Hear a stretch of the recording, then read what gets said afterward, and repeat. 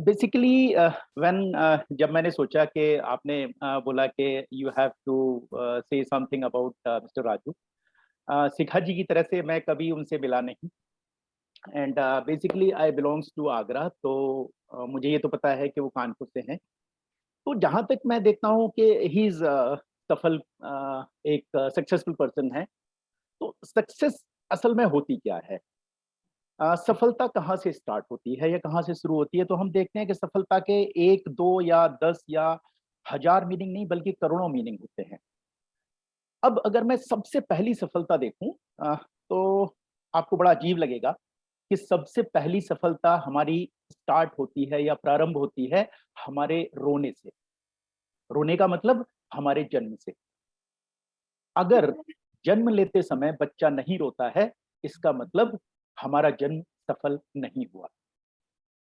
तो सफलता की स्टार्टिंग रोने से होती है, लेकिन जब हमारा जीवन स्टार्ट होता है तो हम कहते हैं कि हम सफल तब हैं जब हम हंसेंगे। तो लोगों को हंसाना इतना इजी नहीं है, क्योंकि हर व्यक्ति परेशान है। हर व्यक्ति के पास में अपनी अपनी अलग अलग तरह की परेशानियां हैं। और आप अगर किसी को हंसा पाते हैं और उसमें आप अपनी सफलता मानते हैं, तो एक व्यक्ति ने सोचा कि मैं लोगों को हंसाने का काम करूंगा। और ये हंसाने का काम उसने एक अलग तरीके से अडॉप्ट किया। जहां तक मैं देखता हूं कि सफलता जब हम अपना यूनिक करते हैं, अपना एक अद्वितीय काम करते हैं, तब हम सफलता, लोग कहते हैं कि हाँ ये सफल है। लेकिन राजू श्रीवास्तव ने क्या किया कि मैं दूसरे लोगों की नकल बनाऊंगा, दोज हु आर सक्सेसफुल। और आज तक मुझे नहीं लगता कि दूसरे व्यक्ति की नकल करके या दूसरे व्यक्ति को देखकर अगर कोई व्यक्ति इतना सफल हुआ है, तो वो उसमें सबसे पहला नाम राजू श्रीवास्तव का हो सकता है। उन्होंने कभी ये नहीं सोचा कि मुझे सफल होने के लिए क्या करना है। उन्होंने सोचा कि अमिताभ बच्चन सफल है, तो मैं अमिताभ बच्चन की नकल बनाकर मैं सफल हो जाऊंगा।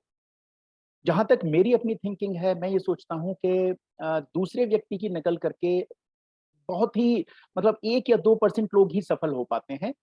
और उस तरह की सफलता प्राप्त करना किसी व्यक्ति के लिए बड़ा डिफिकल्ट टास्क है।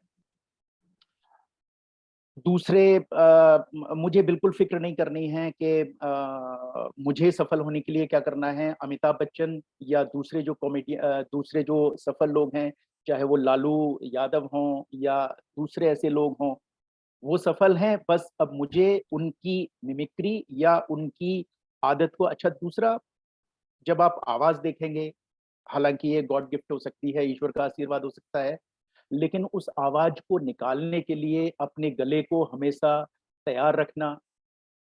कभी भी चाहते हुए भी चीजों को, जब हम गोलगप्पे की बात करते हैं या कोई भी ऐसी चीजें बात करते हैं कि जिससे कि हमारा गला खराब हो जाए, तो अपने ऊपर कंट्रोल रखना कि अगर कल को मेरा गला खराब हो गया तो मैं दूसरे व्यक्ति की मिमिक्री कैसे कर पाऊंगा।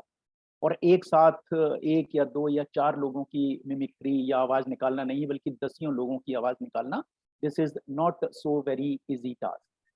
तो इन सब कारणों की वजह से मैंने सोचा कि मेरे मन में जो है, मैं आप लोगों के साथ में शेयर करूं। और जहां तक राजू श्रीवास्तव के कई सारे इंटरव्यूज मैंने देखे, और even because I am basically a trainer, तो जब मैं आईडीबीआई में था या दूसरी कंपनीज में मैं हूँ, और मैं दूसरे ट्रेनिंग प्रोग्राम्स करता हूँ, और उस समय जब मैं ब्रेक करता था 5 मिनट का या 10 मिनट का, तो कई बार मैंने राजू श्रीवास्तव के जो वीडियोज हैं वो इस्तेमाल किए लोगों को एंगेज रखने के लिए, और लोगों को लगातार मूड उनका चेंज करने के लिए। तो इन सब चीज़ों को ध्यान करते हुए मैं राजू श्रीवास्तव को श्रद्धांजलि अर्पित करता हूँ। बहुत सारी बातें शिखा जी ने बताई, उनके इट माइट बी पॉसिबल कि वो उनसे व्यक्तिगत मिली होंगी, हालांकि मैं कभी उनसे व्यक्तिगत नहीं मिला।